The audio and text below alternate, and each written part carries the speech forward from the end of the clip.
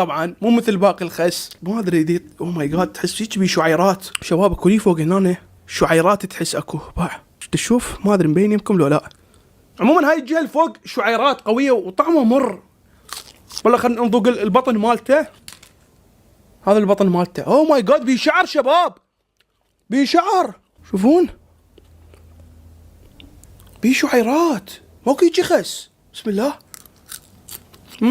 الداخل مالته اطيب من الخارج، يعني ذن الصغار اطيب من الكبار، بس طعمه مو هالقد. شوفوا اكثر خس حبيته الصيني، يا اخي طعمه هيك حلو، على قرنابيط على لهانه، يعني طيب ينجرع. هذا الصغير هم طيب بس طعمه معتاد، يعني يشبه طعم الخس مالتنا، بس هذا تقدر تزين بيه السفره. يعني من تحط كم ورقه من هاي يم الزلاطه او داير مداير الزلاطه، شكله غريب يجذب. فاكتبوا لي بالتعليقات مجربين هذا الخس والخس الصغير والخس الصيني لو لا. نروح للفاكهه اللي بعدها.